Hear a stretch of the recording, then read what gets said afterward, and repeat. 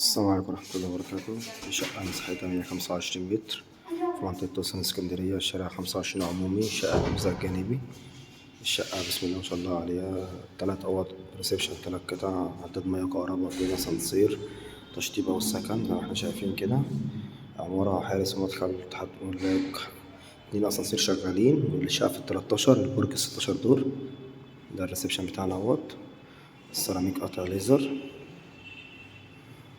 طريقة توزيع الشقة نصية، مفيش حاجة على مناور خالص، غير مجروحة تماما، مواجهة بحرية. الشباك بتاعنا اهوت ألوميتال، شارع 25 اهوت، مواجهة بحرية مش مفتوحة خالص.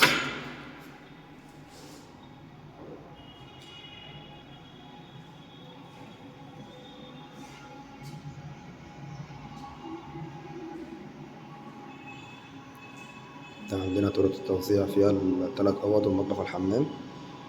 احنا شايفين كده، ده عندنا كده الحمام اهوت، شايل الحوض والدش، والقعدة هنا موجودة هتركب إن شاء الله. البانيو راكب اهوت مرتاح، الشباك اهوت، هو كده القعدة، قلنا الحوض راكب اهوت، الحمام بتاعه مرتاح جدا.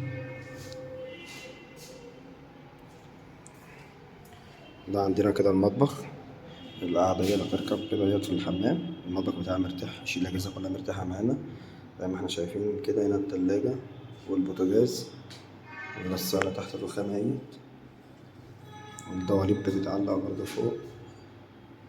المطبخ بتاعها مرتاح جدا. كده عندنا بقى الأوض دي، كده عندنا أول أوضة على الشارع برضه، مفيهاش حاجة على مناور خالص، كل الأوض بتاعتها على الشارع. دي 3 في 3.5 برضه على الشارع زي ما احنا شايفين برضه. الشارع بتاعنا الشارع 25، المرعى العمومي، شقة نموذج جانبي. التشطيب بتاعها تشطيب روعة جدا، مش محتاج أي مصروف خالص. دي الأوضة التانية برضه على الشارع، 4 في 3.5، الأوض كلها جبسون بورد وتشطيب روعة جدا. عشان كلها على متعامل بيس، يعني شايفين الأوضة الحالية مش مفتوحة خالص، مفيهاش حاجة على مناور.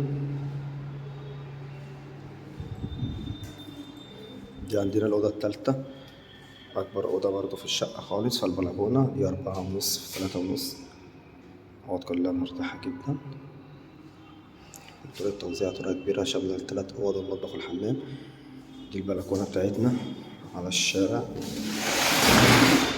بلكونة كبيرة، واجهة بحرية، هوا وشمس غير مجروحة خالص زي ما احنا شايفين كده. الشقة فيها هوا جامد جدا، الشارع 25 اهوت، مفيهاش حاجة على منور، كلها على الشارعين.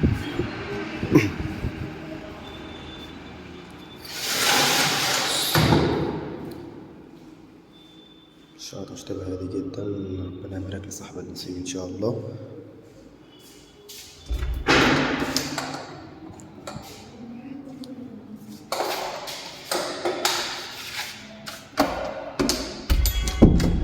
الشقة في عداد مياه وعداد كهرباء خاصين بالشقة، والغاز موجود في العمارة قدام باب الشقة على التوصيل على طول، عشان الشقة أول سكن. الشقة العمارة 2 أسانسير، مدخل فندقي، اتحاد ملاك وحارس في العمارة، تسلسل ملكية وحصة في الأرض. ربنا يبارك لصاحب النصيب إن شاء الله. السلام عليكم ورحمة الله وبركاته.